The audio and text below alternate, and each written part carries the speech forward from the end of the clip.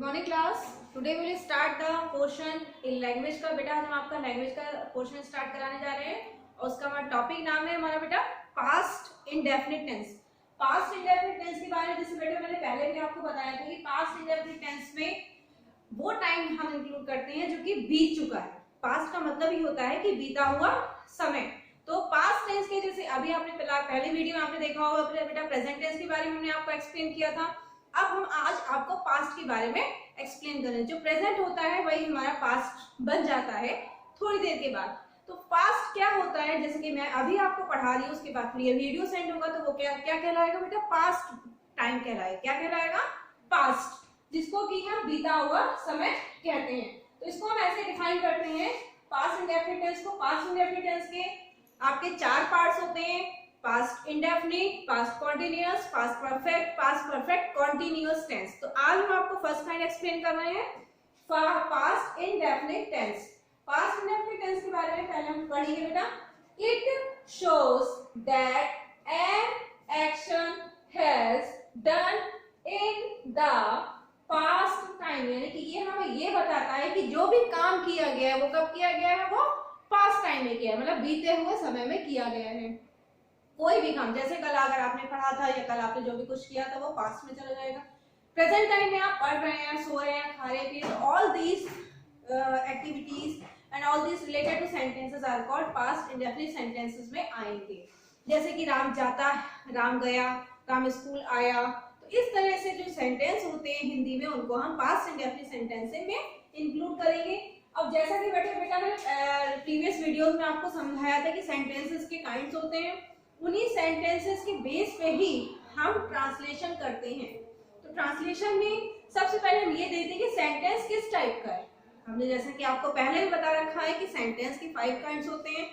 तो उनमें पहला हम अगर काइंड लें आपका असर्टिव सेंटेंस, जिसके 2 पार्ट्स होते हैं, उस पार्ट्स में बेटा पहला हम लेंगे आपका अफर्मेटिव सेंटेंस। क्या लेंगे हम? आपका अफर्मेटिव सेंटेंस। तो पहले हम इसको समझने से पहले हमको ये समझना पड़ेगा पास्ट इंडेफिनिट में, जैसा कि अभी मैंने आपको बताया कि बीते हुए समय को इंक्लूड करते हैं। तो और एक और चीज बेटा कि पास्ट इंडेफिनिट में हम वर्ब की सेकंड फॉर्म का यूज करते हैं। वर्ब भी चैप्टर मैंने आपको एक्सप्लेन किया है।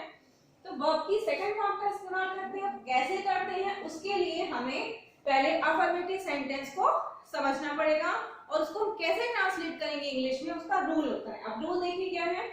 सबसे पहले हम सेंटेंस में ढूंढते हैं कि सब्जेक्ट क्या है, उसकी इंग्लिश हम लिखते हैं। फिर हम लिखते हैं वर्ब की सेकंड फॉर्म, यानी कि कौन सा काम हो रहा है वो हम लिखेंगे। उसके बाद ऑब्जेक्ट, ऑब्जेक्ट में जो भी ऑब्जेक्ट सब्जेक्ट से रिलेटेड होता है वो हम वहां पे उसकी इंग्लिश लिखते हैं। और अफर्मेटिव सेंटेंस में एंडिंग होती है फुल स्टॉप से, इसलिए मैंने अपने में फुल स्टॉप इंक्लूड किया ताकि छोटे बच्चे आराम से समझ सकें। अब देखिए सब्जेक्ट, जैसे कि इसको हम अगर समझाना चाहे, ही केम टू मुंबई, वह मुंबई आया। क्या बोल रही हो? वह मुंबई आया। तो सब्जेक्ट में क्या, कौन मुंबई आया, यानी किसके बारे में बात हो रही है, वह के बारे में। तो ही हमारा क्या हो जाएगा, सब्जेक्ट। वर्ब की सेकंड फॉर्म, कौन सा काम हुआ, आने का काम हुआ, तो इसकी इंग्लिश हो जाएगी हमारी केम। फिर ऑब्जेक्ट क्या है इसका, ऑब्जेक्ट है हमारा मुंबई, तो यहाँ पे मुंबई हो जाएगा। यानी कि इसके अकॉर्डिंग, इस रूल के अकॉर्डिंग अगर आप ट्रांसलेट करेंगे तो आपका ट्रांसलेशन कभी भी गलत नहीं होगा। लेकिन किस टेंस में, जब टेंस चल रहा आपका प्रेजेंट इंडेफिनिट टेंस, क्योंकि हर टेंस के अपने अपने रूल होते हैं, हर सेंटेंस के भी अपने अपने रूल होते हैं। इसी तरह बेटा ये भी एग्जांपल अगर हम इसमें फाइंड आउट करें, सब्जेक्ट क्या है तो हम बोलेंगे राम सब्जेक्ट है। वर्ब की सेकंड फॉर्म क्या है तो हम बोलेंगे वर्ब की सेकंड फॉर्म वेंट है।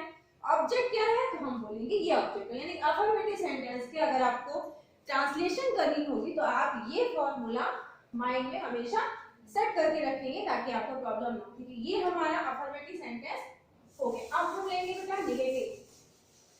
जैसा कि सेंटेंस में आपको समझाया गया है, असर्टिव सेंटेंस के 2 पार्ट्स होते हैं।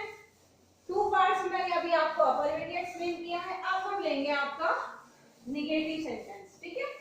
अब हम लेंगे आपका निगेटिव सेंटेंस। अब निगेटिव सेंटेंसेस में देखिए क्या होता है, जैसा कि मैंने आपको बताया था कि इसमें नॉट का यूज होता है। किसका यूज होता है? नॉट का यूज होता है। अब इसका रूल क्या है, देखिए रूल के अकॉर्डिंग हम पहले रूल देख लेते हैं।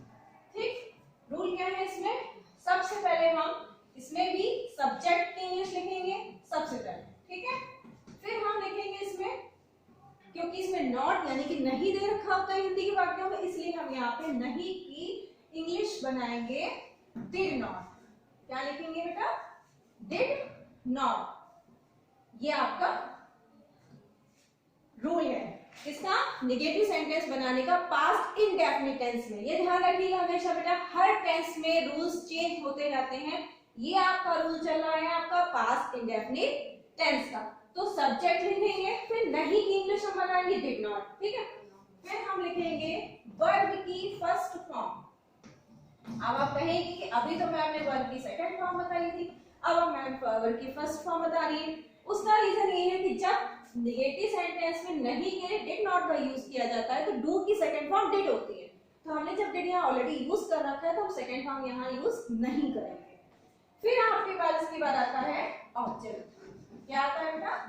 ऑब्जेक्ट, ठीक है, प्लस आपकी फुल स्टॉप। फुल स्टॉप मैं आपके लिए लिख रही हूँ ताकि आप समझ जाए कि फुल स्टॉप भी इन सेंटेंसेस में लगता है। तो ये तो हमारा हो गया रूल। अब इसी के अकॉर्डिंग हम इसको कैसे ट्रांसलेट करेंगे, हम उन्हीं एग्जाम्पल को लेते हैं जो कि अभी हमने आपको अभी भी लिखा है। जैसे लिखा था ही केम टू मुंबई। क्या लिखा था? ही केम टू मुंबई। तो उसमें सब्जेक्ट क्या था? ही था हमारा। तो सब्जेक्ट हमारा क्या हुआ? ही हुआ। फिर उसमें लिखा था मुंबई आया, हमने बोला वो मुंबई नहीं आया, तो हम बोलेंगे ही डिड नॉट। नहीं की इंग्लिश हमने क्या बताई है? Did not. He did not. फिर क्या आया? वर्ब की फर्स्ट फॉर्म क्या हुई? Come. He did not come. फिर आपका क्या है? ऑब्जेक्ट मुंबई। क्या है बेटा? मुंबई। तो he did not come to Mumbai. ये हमारा ट्रांसलेशन है किसका? नेगेटिव सेंटेंस का। अकॉर्डिंग टू सेंटेंस आप यहाँ पे सब्जेक्ट है, वर्ब्स है और ऑब्जेक्ट है चेंज होते रहेंगे, लेकिन फॉर्मूला नहीं चेंज होगा। सब्जेक्ट की जगह सब्जेक्ट आएगा, डिड नॉट की जगह डिड नॉट आएगा, वर्ब की फर्स्ट फॉर्म आएगी, फिर ऑब्जेक्ट आएगा, फिर फुल स्टॉप आएगा। तो ये हमारा था नेगेटिव सेंटेंस। तो इससे पहले अभी जो मैंने ब्लैक बोर्ड पे वर्क करवाया था वो भी आपको फेयर कॉपी में करना है, और जो ये लिखवाया है ये भी आपको फेयर कॉपी में करना है। अब रूल लिखते हैं हम इंट्रोगेटिव का। इंट्रोगेटिव जिसको भी हम बोलते हैं प्रश्नवाचक वाक्य, जिसमें कि कुछ ना कुछ पूछा जाता है, ठीक है, उन्हीं को तो हम इंट्रोगेटिव कहते हैं। अगर आपको याद आ रहा होगा वीडियो और चैप्टर्स, तो आपको याद आएगा इंट्रोगेटिव सेंटेंस क्या होते हैं, जिसमें कि कुछ ना कुछ पूछा जा रहा होता है। जैसे अभी हमने ये एग्जांपल लिया था, he did not come to Mumbai, वह मुंबई नहीं आया। अब आप पूछो वो क्यों नहीं आया भाई, क्यों नहीं आया? इस कंडीशन में हम सबसे पहले लिखेंगे आपके WH फैमिली। अब WH फैमिली क्या होती है? देखिए WH फैमिली वो होती है बेटा, जैसे what, why, where, which, whom, ये सारे वर्ड्स होते हैं हमारे WH फैमिली के। इसको हम बेटा क्वेश्चन वर्ड भी बोलते हैं। क्या बोलते हैं? क्वेश्चन वर्ड्स भी बोलते हैं, ठीक है। सबसे पहले हम किसकी इंग्लिश लिखेंगे? क्वेश्चन वर्ड की। जैसे कि हमने इसको हिंदी में ट्रांसलेट किया या हिंदी में इसका इंट्रोगेटिव सेंटेंस हमने बनाया, वह मुंबई क्यों नहीं आया, वह मुंबई क्यों नहीं आया। इस कंडीशन में सबसे पहले हम ढूंढेंगे WH वर्ड, क्यों। तो WH फैमिली यानी कि क्वेश्चन वर्ड क्या हो हमारा? क्यों। तो सबसे पहले हम ये लिखेंगे इसकी इंग्लिश। फिर हम लिखेंगे बेटा आपका डिड। क्या लिखेंगे? डिड लिखेंगे केवल, ठीक है। फिर उसके बाद हमारा आएगा, क्योंकि हमने सेंटेंस बनाया he did not came to Mumbai, क्योंकि हमारा सेंटेंस क्या बनना है? ही क्यों मुंबई क्यों नहीं आया। तो इस कंडीशन में हम सबसे पहले क्वेश्चन वर्ड, फिर डिड, फिर हमारा बताइए क्या आएगा? फिर आएगा हमारा सब्जेक्ट। क्या आएगा? सब्जेक्ट आएगा।